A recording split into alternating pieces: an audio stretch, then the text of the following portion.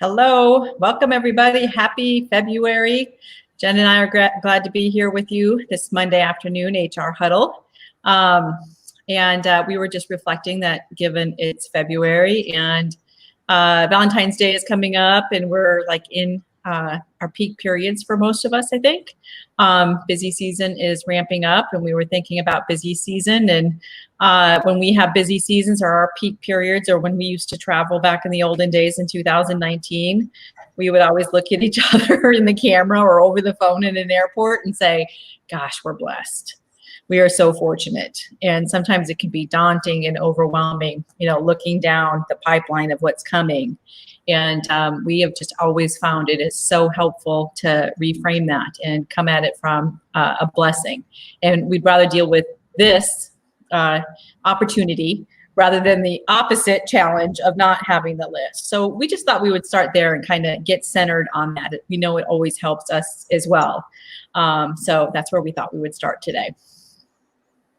Yeah, and Tamara, I love the idea of reframing. I think that's the key, is to start with, you kind of think about mission, vision, values or something. Our mission is to, make a difference for our clients and to help them during this peak period and to be of service and to be grateful for it or something. Our vision is that, we're able to, make the work smooth, which might mean moving some, might mean saying no, not now to some, maybe no, use someone else to some of it. But to recognize all of it is a blessing. There are so many businesses in this country that are shuttered. They're either temporarily shuttered. You think about like concert halls and live music and those sorts of businesses, but lots of restaurants who couldn't have indoor, seating in certain shutdown locations, and they just had to shutter. And some of them are permanently out of business.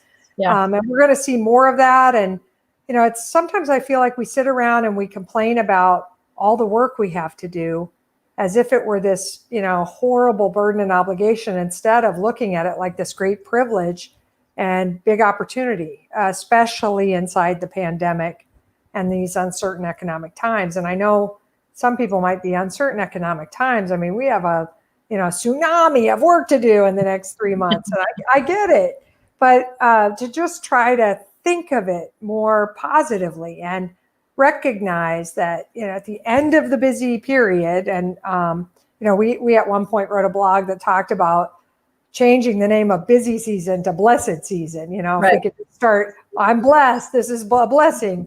But anyway, at the end of it, we're going to all still be there, and the work will have gotten done somehow, or it won't, and we'll be, extending it or apologizing or whatever it is. But we're not doing brain surgery. I don't think it's life and death. I do think that we could come at it more hopefully and positively and just look at it differently. That's so great. And what I hear what you're saying, Jen, is there's still a huge volume coming. We're not trying to pretend that that's not there. And so if you start from tone at the top and you look at from an HR perspective, who are our coaches being, who are our career advisors being, it's not to invalidate the volume that we're going to have or that we already have and that maybe we were already feeling coming into this, because I know that was the case. It like never ended. It just wrapped right around from 2020 to 2021. And so if we say that, this is a blessing, we could come at what they're doing from a blessing and how can I help you and what do you need for us to be able to come there, instead of like tapping my fingers or it is brain surgery or somebody's going to die on the operating table if I don't have this right now. And then my eyebrows just went down when I did that. How would we do that? That if we came from it, it will change how we're approaching our people. And I know one of the things that we talked about is that we're worried that the check-ins we were doing in 2020 during the pandemic, we can't have them stop. And so what are we doing to make sure we're finding out how are people doing with the volume? How are they, spreading it out? What do we need to renegotiate? What do we need to maybe move around, get started, take back, those kinds of things so that we can have the right people working on it. But if we come at it from that perspective, I think it would make a big difference for how we all produce and how we all fare during this time and fare better, healthier too. So I think that's a really good perspective. Yeah, I also think, Tamara, I'm going to step on my soapbox for a quick second here about something that I am concerned about, and that is, I think that we at the top in our organizations, at the senior levels, partner, principal, director, senior manager, up in there in the management and operational areas, is we can do a little bit of like, woe is me, little Chicken Little, sky is falling, tsunami's coming. Worst busy season ever. We don't, yeah, worst busy season in 37 years. But we could be like, I can make the list. We could definitely make a list for our people. Oh my gosh, PPP2 and PPP forgiveness and tax and, all these audits and still remote and pandemic. And, we could, maybe we don't have all of our capacity plan perfect and we can make the list. But I kind of look at it and I think, don't scare our people out of this profession, please. We don't want people to think that it is all doom and gloom or all woe is me or has no hope, no light at the end of the tunnel, that sort of stuff. So we have to be like, hey, we're having unusual. Everybody hates the word unprecedented, so I've started using unusual, unusual circumstances. And while it feels like I say that every year, because 2019, we had a big tax act. 2020, a tiny thing called the pandemic with a whole bunch of legislation. 2021, more legislation and more administration. Yeah. So 3 years of unusual. But this isn't how life is normally. It has been easier and better. And we have all this wonderful automation coming, wonderful technology, more artificial intelligence, robotics. We have the ability now, and we'll have the ability then to increase our efficiencies. And there's all sorts of cool stuff we could be up to together. But we're going to have to batten down the hatches together and ride through what could be a kind of stormy sea the next 4 months. And let's keep communication open, folks. Let's be as positive as we can, but let's be realistic. Realistic positivity is a part of mental wellness, by the way. So let's be as positive as we can be, but tell us what you need. And don't be afraid to raise your hand and say, hey, I got trouble over here. Because we'll do our best to triage and assist and support you in getting whatever you need done.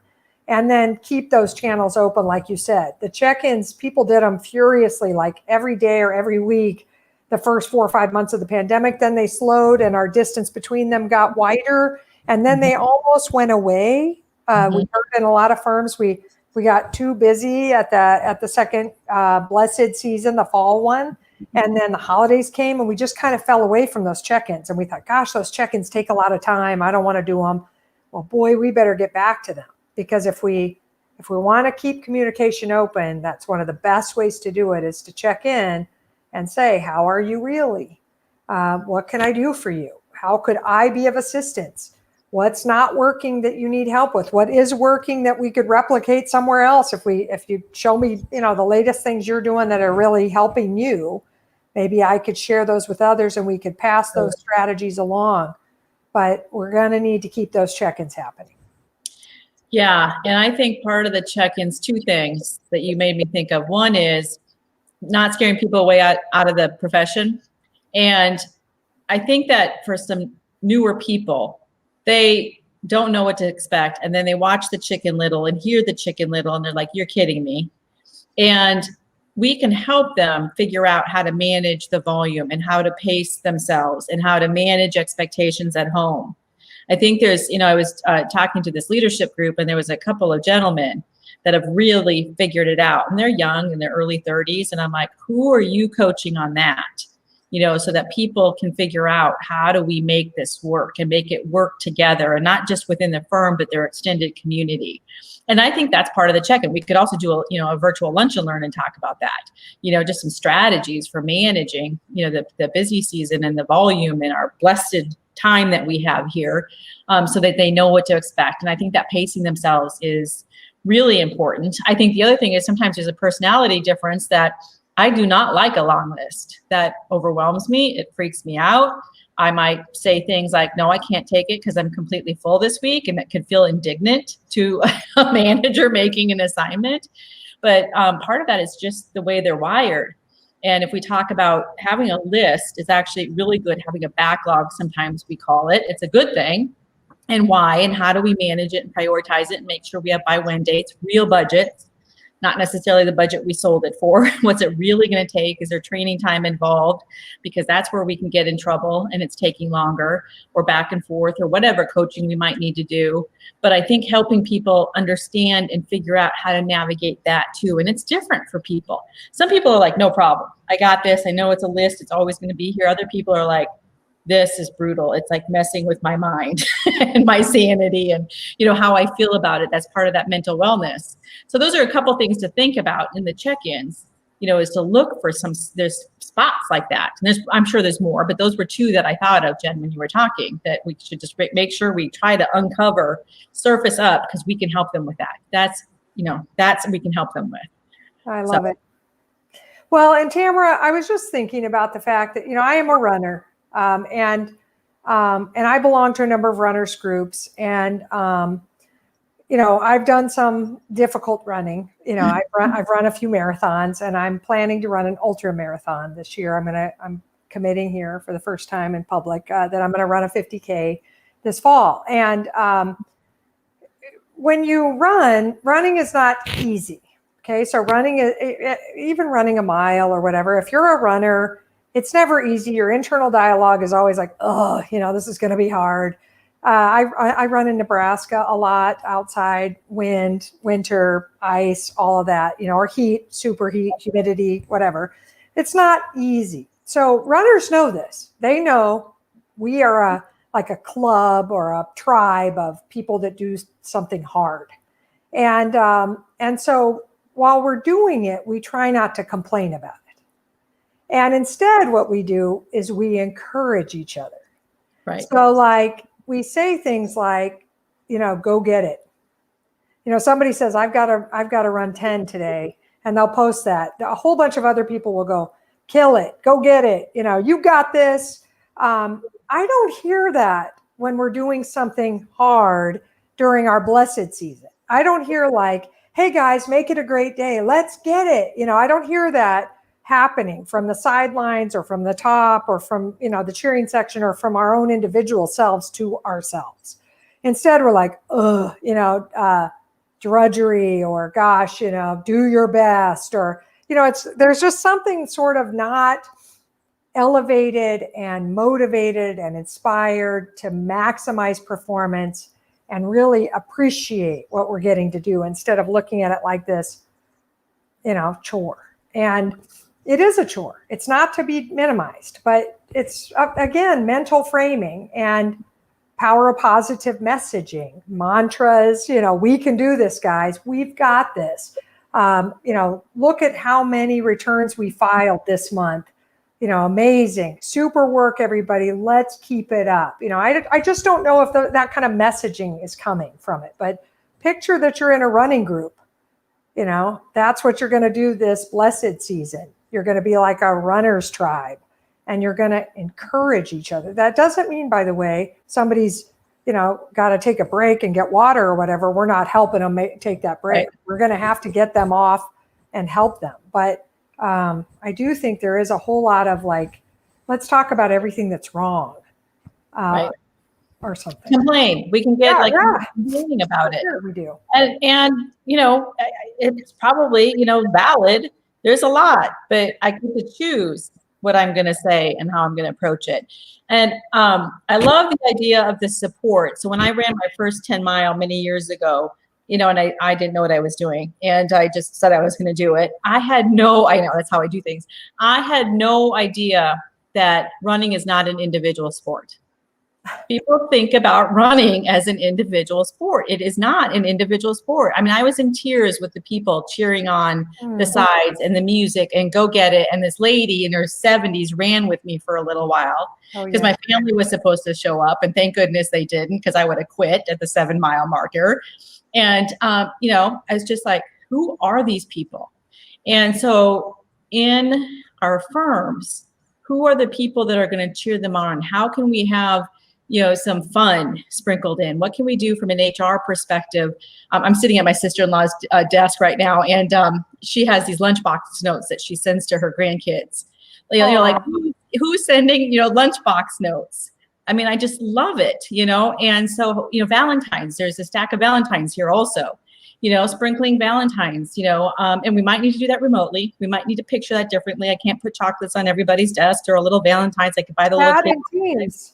But I could put it in Teams. I could do all kinds of things virtually, electronically, to be able to share that, to keep that positivity up. And that's something I think we could do. It doesn't take very much effort. It doesn't take much money at all, if any. And, how can we facilitate that? But that cheerleading piece, how can we facilitate it? And some people might think, gosh, that's kind of, silly or childish lunchbox notes. But gosh, sometimes that's just what I need is a note. So my daughter, we were traveling this week, and her husband had stuck a little note in her purse and said, "This is just to remind you that I miss you. I'm so glad you're having a good week." And it's just like, okay, he's a keeper. They haven't been married a year yet. He's a keeper that he is thinking to do that. It made her day. So what could we do from that perspective to encourage people, to lift people up, to have it be positive, that's coming out of our mouth?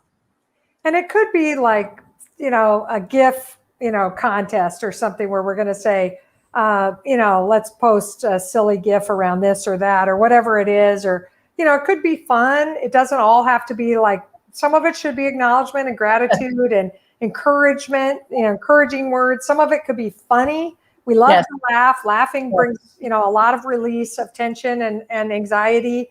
So certainly things that are fun, as long as we're careful that they're in good taste. We don't want to offend. Some humor can offend, so we have to think that through. But also other things we could do. Like I know we have a number of firms this year that are doing speaker series during this time, and they're going to have half hour or 1 hour speakers come in and do little motivational talks about a specific thing, power of positive thinking, or how to maintain your health during peak periods, or whatever it might be, so that they can have their people circle in together, get some good words, and then go out and start applying those ideas, or at least be buoyed by them through the next wave of work. Doing things for health, to motivate people from a health perspective. We know for a long time many firms have done, different sorts of contests, the biggest loser contests, or, counting the number of steps or miles that a group exercises, and getting points for that and getting prizes. So, what could you do from that perspective? We do a lot of remote exercise that's completely optional for our team, but we bring in outside instructors to teach yoga or Pilates or boot camps or sort of modified CrossFit or whatever it is. We do group meditation also, where and that's optional. Just show up. Here's the time that we're going to meditate. Cameras off, sound off. We're just listening to the leader of the meditation, and we're meditating in a communal way. Wiping our brains clear of anxious, crazy thoughts, too big of a pile of thoughts to even see anymore inside our brains, cleaning them off so we can decide what we're going to think about next. What are you doing to encourage that wellness also? And that's another thing that you could be thinking about that would show you care, but also put people in the right frame of mind. Right. And I think those are so important. And with virtual, it's so easy now. In multi-office or wherever people are, we just put it on people's calendars, make it available. And we like some competition sometimes, but maybe sometimes I feel like I'm not running an ultra. I'm not doing that. Right. But what can you do what would be an increase in stretch for you? Let's set a goal for that. I'm doing this Motivate 28 in February with my Moms on the Run, and it's a plan for you, and you set your goals based on because I have all levels of runners in that group. Plus we're doing some other boot camps and programs. So what is it for you? And then you just track that and share it, and it's a big spreadsheet basically. And so there's just all kinds of fun ways to support each other. And then I find people who are like me, by the way. So maybe I'm not doing an ultra, but I'm doing a 10K. Or maybe, oh my gosh, I'm inspired on doing an ultra. Tell me more about that. I've been afraid to say it. You just said it publicly. Oh, geez, I don't Tell me even more about believe I said it, by the way. I can find a partner. Maybe you just found a partner by sharing it now. But so share it. I mean, that's the other thing. That is probably more important than anything out of it, is sharing it. So just lots of ideas. We just wanted to make sure that you're thinking about this and somebody, is, being intentional and looking to say, what else could we do to create positivity and support and have a blessed season? And we hope you do. And Tamara, I was going to just say one more thought is like packaging up some food, buying food online and sending little care packages of snack foods, or like right now, I guess citrus is at its height, send a, bag of oranges and, grapefruits or something to your team members. It doesn't all have to be healthy though. You can send them chocolate, the Valentine's holiday is coming, but little care packages, not every week or anything like that, but just a sort of a survival kit or whatever you want to call it for the month of February, just in gratitude, and also just so it's handy because many of us are still working from home. I think things like that will really go a long way as well. Yeah, that's a great idea. Well, we could generate more ideas, I'm sure, if we continue, but I think we're at time. If you have ideas, share them with us. We would love to share them with other people. We can also chat in here. So we're open to that. Or if you're looking for some other suggestions or you want to run something by us, we would welcome that too. So we hope you have a great first week of February. We're so glad to be with you today, and we will see you next week. Thank you. Thank you.